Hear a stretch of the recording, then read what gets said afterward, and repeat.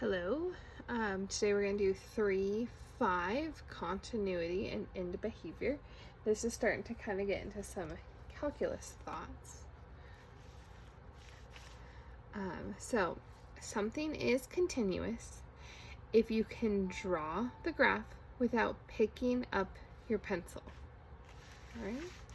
So an example for you of something that is continuous would be,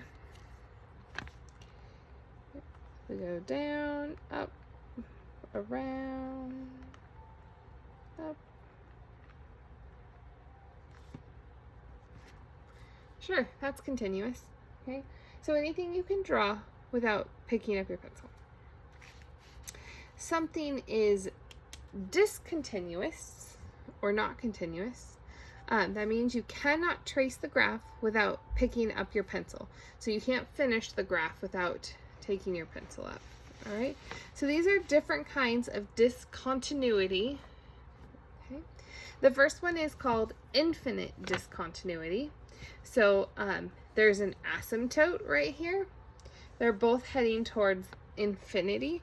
So that's an infinite discontinuity. In order to draw this piece and this piece, you'd have to draw, pick up, draw. Okay? Or draw, pick up, draw. Okay? There's no connection between them. Warning on your calculators, sometimes it will draw a vertical asymptote where it doesn't actually exist. So we have to be smarter than our calculators on the infinites. They can be hard to spot sometimes. Okay? A jump discontinuity is when there is a gap. Okay? So we have a part of a graph, a gap, and the rest of our graph. Right? So these are usually seen in piecewise functions. And then point discontinuity, or it's going to be called a removable discontinuity in calculus, is when you have a hole. So we would draw our line, pick up, draw our line. Yes, you go around, so technically you could not pick up your pencil, but the whole of the line makes it discontinuous at that point. A example of an everywhere discontinuity would be saying that f of x equals 1 if x is a rational number, and it equals -1 if x is an irrational number. So just an example for you of how it could be everywhere.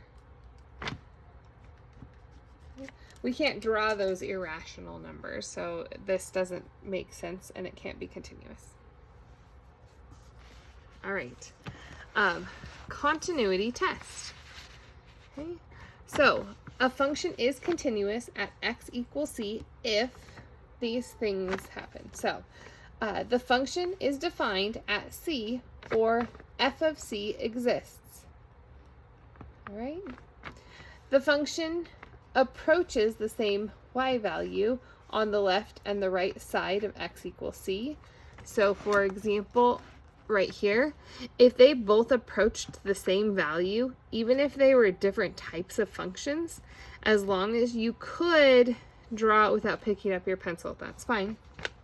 And then the last one, the y values that the function approaches from each side is f of c. So that means that as we approach, it is all the same thing. There can't be a hole. All right, so example. Here's an example for you.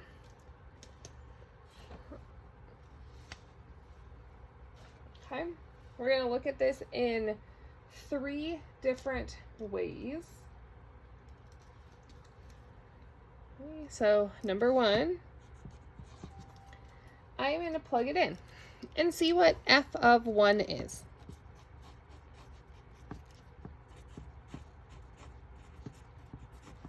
Okay, so that's 3 times 1. So f of 1 is going to be equal to 10. Okay, the second thing we're going to look at is we're going to make a graph and see as we are approaching 1, what is going on. Sorry, not a graph. We're going to make a table. Okay. So I'm going to have 0.9, 0.99, 0.999, and then I'm going to have 1.001, 1.01, 1.1, and we are going to see right here at 1 if both sides are still approaching that 10. Okay, so we're going to plug this in to our calculators. So it is 3 times 0.9 squared plus 7. So this is 9.43. Okay, put it in again. I'm going to insert another 9. 9.9403. Another 9. Okay, so if we look at these numbers, where are these numbers heading? Looks like they're heading to 10, right? And that was our answer over here. So this side looks good. It's heading to 10. This is 10, so we look good. So let's try,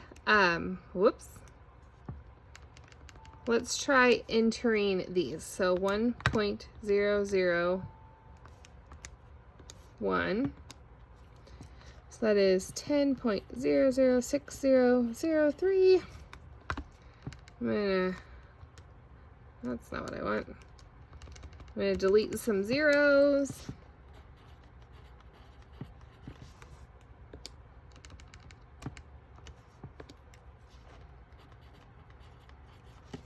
Okay, so as we get closer to 10, it's also 10. So it looks like from the left side and the right side, they're both heading to that 10 value. So we're good there. So I'll put this here. And this value is 10. Okay, and then 3 is to graph it. Okay, so I'm going to throw it on my calculator and I'm going to graph it. X squared plus 7. So 3. If you see in my calculator, my graph goes way up here. Okay. So maybe I change my window. This is 0 and this is 20. Whoops, that's not what I want.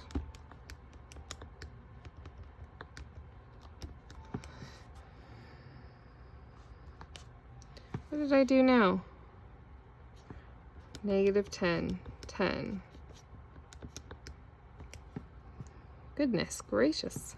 Okay, so then maybe so it's 0, 7. So 2, I'll go by 2's on here. 2, 4, 6. So it starts here. If I go over to my 1 value, it looks like we found out it should be 10, 2, 4, 6, 8, 10. Because it's a squared, it looks like this. So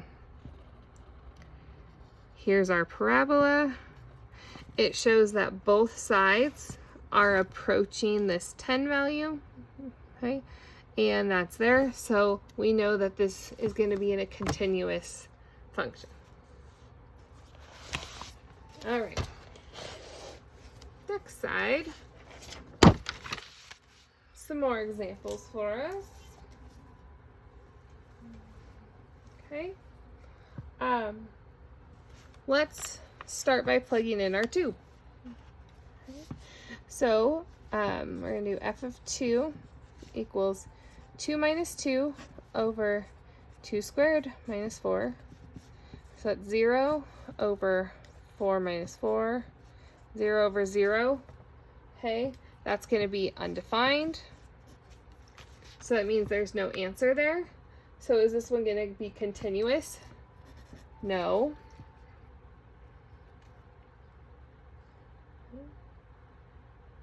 If it wants to know what kind of continuity, we could graph it and see. We could also look at this equation over this x squared is going to be x minus 2 times x plus 2. Okay. These are going to cancel out. When they cancel out, that means that we create a hole. So this shows a hole. What kind of discontinuity would a hole be? If you looked on your page, a hole would be this one. So point discontinuity. So we could write point if it asked us what kind of a discontinuity. Okay. All right. On these ones, I would graph them. So we're going to get one huge graph here. Okay. 1 over x, if x equals 1. Okay, well let's is greater than 1. So let's plug some points in. So at 1, this is going to be 1. At 2, it's going to be 1/2. At 3, it's going to be 1/3. So it looks something like this. It doesn't go up there. It heads towards the line. Okay. All right. Less than 1, so we're going to start at 1. So if we plug a 1 in there, it's going to be 1. If we plug a 0, it's going to be 0. Okay, if we plug in a -1, it's going to be a -1. So we're going to go this way. Okay. So at x equals 1, are we continuous? Yes, we didn't draw it as 1 together, but if we trace this, could we draw it as 1? Yes, so this is a yes. That is continuous. All right, let's look at D now. So same thing. Let's graph it again to check out these 2 points. So we'll start out at 2, since that's what's going on here. Actually, we won't start at 2. We're just going to graph this. So that's a -2, up 3, over 1, up 3, over 1. This is the spot where we start when x is greater than 3. So up 3, over 1. Okay. So we're going to have an open hole there and an arrow. Okay, let's graph this one. I have a 2, and our slope is going to be down 1 over 1, down 1 over 1. Okay, this is going to start at x equals 2 and be less than that. So we're going to go off in this direction, and there's my graph. Okay, I'll just put my dotted line here because that's where things are happening at 2 and 2. So at x equals 2, is this continuous? At 2, no, we couldn't draw our graph there. So this one's going to be a no. Okay. Y, what kind is this? This one is a jump. All right. Okay, what about at x equals 0? Are we continuous there? Yes, we are. All right. So that's continuity. The other thing we're going to talk about is end behavior. So end behavior is another way we can analyze a function. It describes what the y value does as the x gets bigger and bigger. Okay. When x is bigger and bigger, x is going to infinity. This is the infinity sign. When it is getting smaller and smaller, it goes to negative infinity, and this is the negative infinity sign. Okay. So we are going to describe the end behavior of these functions by making a table for them. So over here, I'm going to do f of x equals -2x to the third. And I'm going to do x and f of x.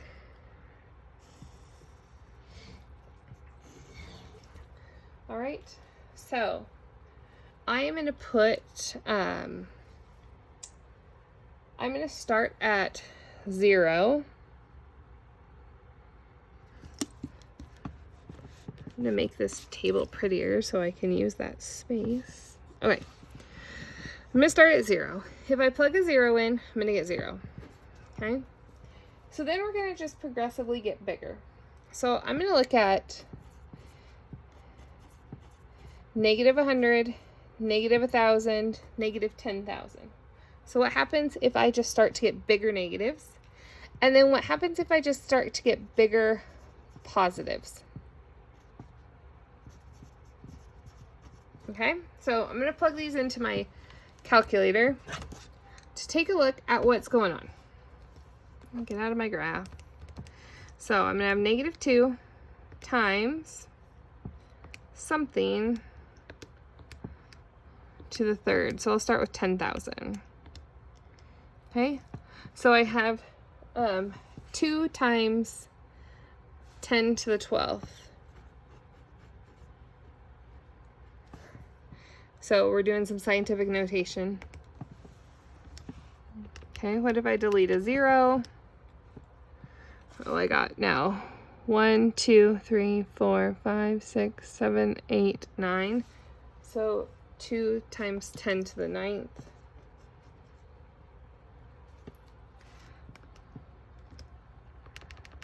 Delete one more 0. That's 2 times 10 to the 1, 2, 3, 4, 5, 6. Looks like it was 2 million. All right. If we plug in the positive numbers, I'm going to get my original entry back in there. Delete that negative and go from there. So I have on this one -2 times 10 to the 12th. Okay, so it looks like it's just going to be the negative version.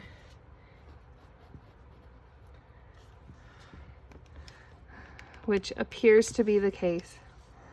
Okay. To the 6th. All right, so what happens as our x's, we're going to write this over here.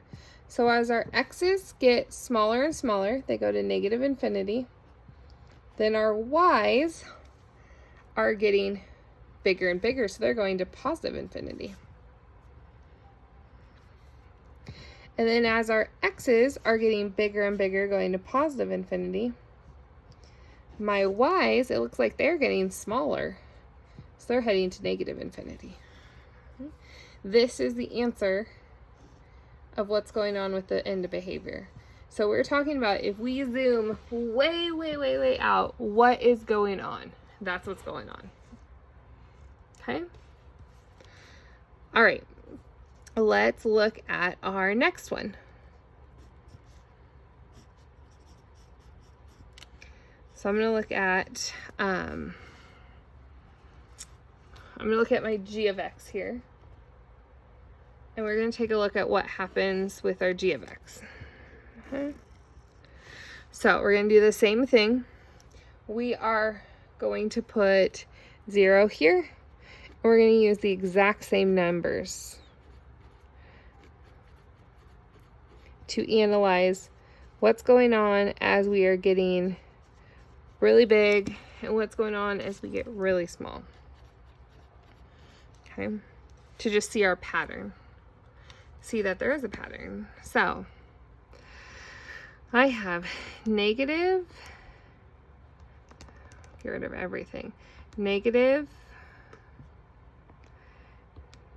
10,000 to the 4th plus negative 10,000 squared minus negative 10,000 plus 5. Okay, so that is negative 9, 9 repeating times 10 to the 15th. So now I'm going to go back through and just delete one of my zeros. You see how I started with the bigger one, so it makes it easier to delete things while I'm analyzing my numbers. Okay, maybe you see your numbers already. That's okay. We are just checking multiple things using our calculators.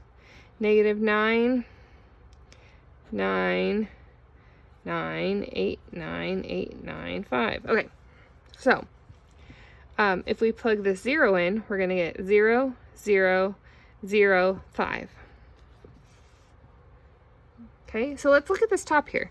What happens as x gets smaller? What happens to our y's? Y's are getting smaller and smaller. Okay. Now let's check out what happens when our x's get bigger and bigger. So I'm going to second entry a couple times to get my original one in there. Oh, it looks like I have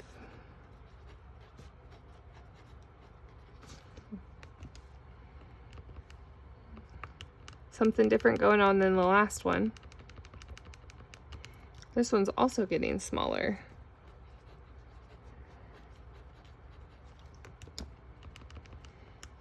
Okay, remember we're just checking. So yeah, you might see the answer and that's fine. Okay.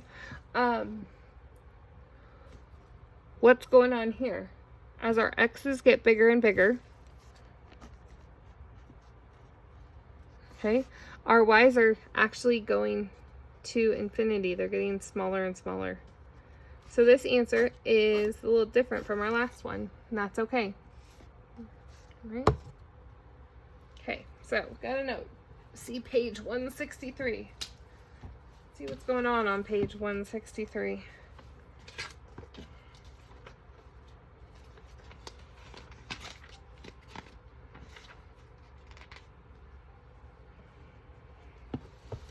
Okay, it's just a table talking about in behavior of functions. So,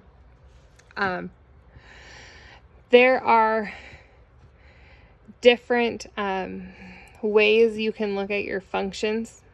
Okay, so if this front piece is positive, a to the n, and the number of pieces you have is even, then it's going to look like this. Okay. If a to the n is negative and your number of pieces are even, okay, you are going to look like this. If you're a to the n, your front number is positive and it is odd, then you'll look like this. And then it then is negative and it's odd, it'll look like this. So that's on page 163 if you want to look at it some more. All right. One more page. So there's one more way we can look at a function when we're talking about this. It is called the monotonicity of the function. Okay. So it is talking about how a function changes over an interval. All right, so I'll show you what exactly that means. So we're talking about something is increasing, decreasing, or constant. We are looking at that always from left to right. Okay, so it is something is increasing if we are going from smaller and getting bigger. I mean, that makes sense. Think of speed. So we're at some speed and we're going up, increasing. We are decreasing if we are going from bigger to smaller.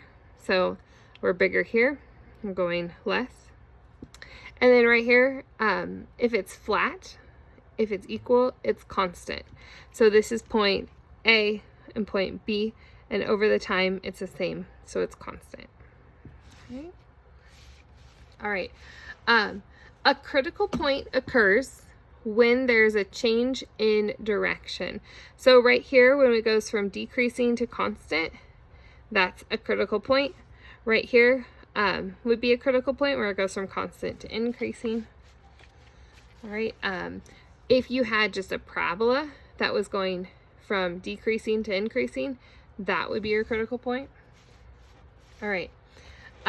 So this says, oh, of course, could you not even see my graph I was talking about the whole time? All right, so decreasing from a greater amount to a less amount, increasing from a less to a greater, constant, stays the same. So our problem says graph each function, determine the intervals on which the function is increasing and the intervals on which the function is decreasing. Okay, we are doing this on our calculator, so I'm not asking you to do this by hand. I'm asking you to graph it and analyze it on a calculator. So let's throw it in here. Remember, you can get absolute value by clicking math, number, ABS. So 1/2 the absolute value of x plus 3 in parentheses minus 5. Let's throw it on a graph, my window. I was having fun with it. All right, here we go. So it wants to know on the function when it is increasing and the intervals which it is decreasing. Okay, so it is increasing. It looks like it goes from, I'm trying to make sure that I know how your notation is on your homework. Okay, so it is increasing, so it's going from a smaller point up when x, let's see if we can find what this value is. Okay, so what we can do is I'm going to actually go calc. I want to know what this maximum value is, so I'm going to put on the left and the right and have it guess for me. Okay, so it's probably a negative 3, -5 because of this right here. Okay, so it is increasing when our x is going to be less than -3. Okay, why? Because that's the side it was increasing. And it is decreasing when our x is greater than -3. What would we call -3? We would call -3 a critical point, right? Okay, and that's it. That's all it's asking us to do. So let's graph this one. 2x cubed plus 3x squared minus 12x plus 3. Throw it on my calculator. Whew, I gotta zoom out a little bit because I can't see what's going on up there. Need my y to go up higher. Maybe I'll do 20 so I can see it. Oh, not even enough. Yes, you could use zoom in and out, but I kind of like, sometimes that throws off the calculator. So we're gonna need to do, we got a couple of points. So from here to here, we are increasing. And we notice we're increasing from here to here and from here to here. Okay, so let's figure out second calc. Let's figure out what this maximum is going to be up here. So I need to put on my left side and on my right side, and I want it to guess. Okay, -2. So at x at -2. So we're going to say it's increasing when x is less than -2. It is decreasing when from -2, so when x is greater than -2, but it's going to stop at some point. So let's go calculate that minimum over here. You could use trace. The hard thing about trace is it doesn't always give you exactly what it is. That's probably a 1. So it stops at 1, and then it increases again when x is greater than 1. That's all it's asking. We would have critical points then at x equals -2 and x equals 1. All right. Homework, page 166, number 12 through 19, 21 through 31 odd, and 35 and 46. Have a fun time with it.